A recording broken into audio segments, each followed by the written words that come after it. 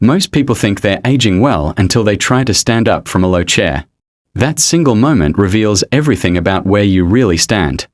I'm Dr. Miguel Rodriguez and I've spent 28 years studying why some people thrive at 80, while others struggle at 65. What I've discovered will change how you think about getting older. Here's what nobody tells you. 5 specific abilities separate those who age gracefully from those who don't. If you still have these 5 things, you're doing better than 80% of people your age. Lose even one and your independence starts slipping away faster than you realize. Last week, a woman named Patricia came to my clinic. She's 71. Her daughter wanted to move her into assisted living. Patricia was devastated. "Doctor, I'm not ready for that. I can still do everything myself." But when I tested her, 3 of the 5 abilities were already gone. She didn't even know it. The decline happens so gradually that most people miss it entirely. You adapt without noticing. You start using your hands to push yourself out of chairs.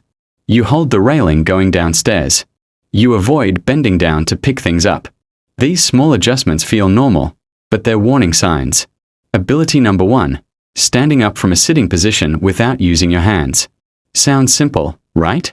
Try it now. Sit in a chair, cross your arms over your chest, and stand up. No hands, no momentum, just your legs doing the work. Can you do it? If yes, your leg strength is still good. If no, you've already lost something critical. Your quadriceps muscles, the ones on the front of your thighs, control this movement. After 65, you lose about 3% of muscle mass every year. Most people don't notice because they've stopped challenging these muscles. They always use their hands to stand up. The muscles weaken further. It becomes a cycle. A Brazilian study followed 2,000 people aged 51 to 80 for 6 years. They tested this exact movement. The people who couldn't stand up without using their hands were 5 times more likely to die within that 6-year period. 5 times. Not because standing up matters by itself, but because it reveals overall physical decline. When your legs can't lift your body weight, everything else gets harder. Walking becomes exhausting. Stairs become mountains. You stop going places because it's too difficult. Social isolation follows, depression follows, your world shrinks. But here's what shocked me most. This decline is reversible if you catch it early. Michael was 68 when I met him. He failed the sit-to-stand test completely. I designed a simple routine for him. 10 chair squats every morning. Just 10. 3 months later, Michael stood up from that chair like he was 40 years old. His daughter cried watching him. The key is consistency, not intensity. Your muscles will rebuild if you give them a reason to. But most people never test themselves. So they never know they're declining until it's almost too late. Now, ability number 2. Walking backward in a straight line for 10 steps. This one surprises people. Why would I need to walk backward? Because backward walking requires something most seniors lose without realizing it. Spatial awareness and balance integration. When you walk forward, your body's on autopilot. You've done it a million times. But walking backward forces your brain to actively control every movement. It tests whether your cerebellum, the part of your brain that coordinates movement, is still functioning well. It reveals if your inner ear balance system is deteriorating. Most importantly, it shows if your brain and body are still communicating effectively. Stand up right now. Turn around and try walking backward 10 steps in a straight line. Don't look behind you, just walk. How did it go? Did you veer to one side? Did you feel unstable? Did you need to stop and steady yourself? A study from the University of Michigan found that seniors who could walk backward confidently had 40% fewer falls than those who couldn't. Falls are the leading cause of injury. Related deaths in people over 65. 1. Fall can end your independence permanently. But there's something deeper happening here. Your ability to walk backward reflects cognitive function. It requires your brain to process spatial information, coordinate muscle movements, and maintain balance simultaneously. When this ability fades, it often signals early cognitive decline before memory problems appear. I met Dorothy 6 months ago. She's 74, sharp as ever. remembering everything, doing crossword puzzles daily. But when I asked her to walk backward, she took 2 steps and nearly fell. I referred her for cognitive testing. Early signs of dementia. Her family had no idea. Walking backward revealed what conversation couldn't. The beautiful thing about this ability is how quickly it improves with practice. Just 5 minutes daily walking backward in your hallway. Holding the wall for safety. At first, your brain creates new neural pathways. Your balance receptors recalibrate. Within weeks, most people see dramatic improvement. Ability number 3. Reaching down and touching your toes. Without bending your knees. Flexibility. Everyone dismisses it until they've lost it. Then suddenly, putting on socks becomes a daily struggle. Picking up something you dropped requires elaborate planning. Getting in and out of a car turns into an ordeal. Your hamstrings and lower back muscles naturally tighten as you age. Most people accept this as inevitable. It's not. The tightness comes from years of sitting and lack of stretching. Those tight muscles pull on your pelvis, compress your spine, and restrict your movement. Stand up and try it. Keep your knees straight and reach down toward your toes. How far can you get? Can you touch your shins, your ankles, your toes? Be honest about where your flexibility actually is right now. A Japanese study measured flexibility in 5,000 seniors over 10 years. The ones who maintained good flexibility lived longer and reported significantly better quality of life. Why? Because flexibility determines how easily you move through your day. Every movement either feels effortless or requires extra energy. That difference compounds over years. But flexibility does something else crucial. It protects your back. Lower back pain affects 80% of seniors at some point. Most of that pain comes from tight hamstrings pulling on the lower spine. Maintain flexibility and you avoid years of chronic pain. I've watched seniors regain toe touchability in their 80s after decades of stiffness. It requires consistency, not intensity. Gentle stretching, daily practice, patience with your body's pace. The improvements accumulate slowly. Then suddenly you're bending without thinking about it. Ability number 4. Standing on one leg for 30 seconds. Balance determines whether you stay independent or become dependent on others. It's that simple. Most people don't realize their balance is deteriorating until they are already falling regularly.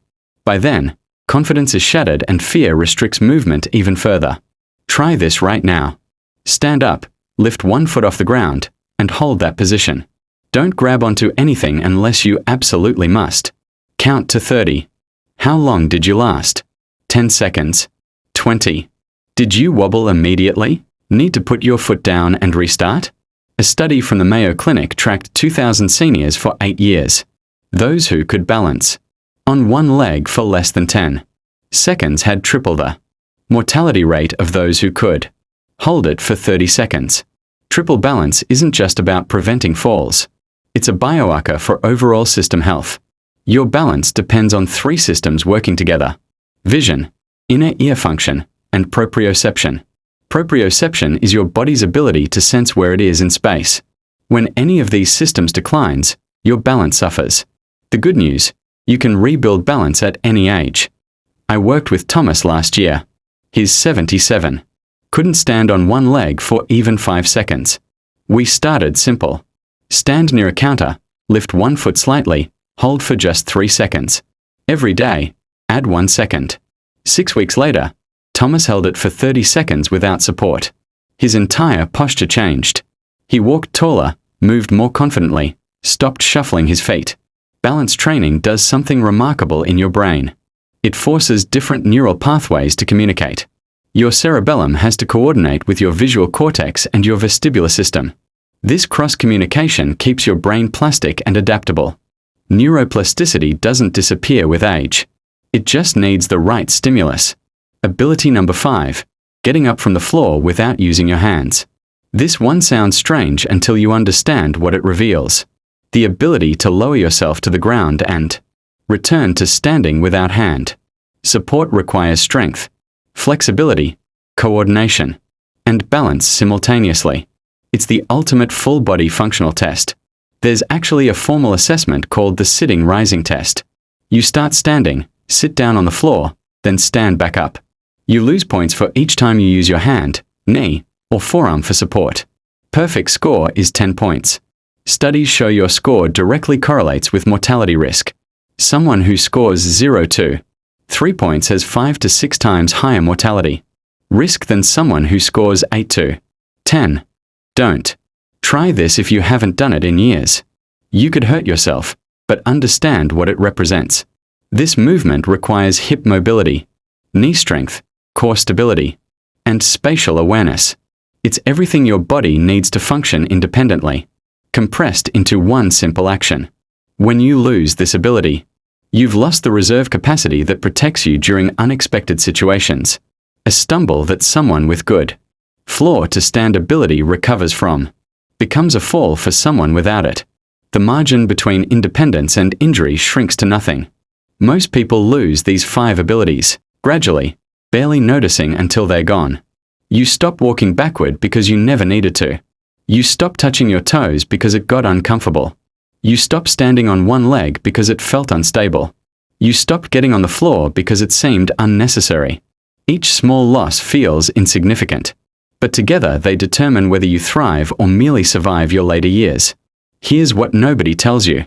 You can rebuild all 5 abilities starting today, regardless of your current state. Your body responds to demands at any age. Make the demand, provide consistency, and improvement follows. Start where you are. If you can only walk backward 3 steps, make it for tomorrow. If your fingers only reach your knees when bending forward, that's your starting point.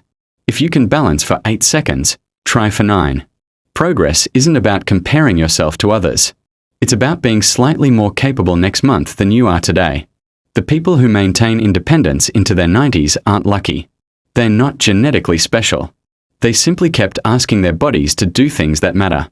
They maintain the abilities that most people let slip away. You don't need a gym membership. You don't need expensive equipment. You need awareness of what you're losing and commitment to keeping it. 5 minutes daily practicing. These movements will do more for your longevity than any supplement or medication.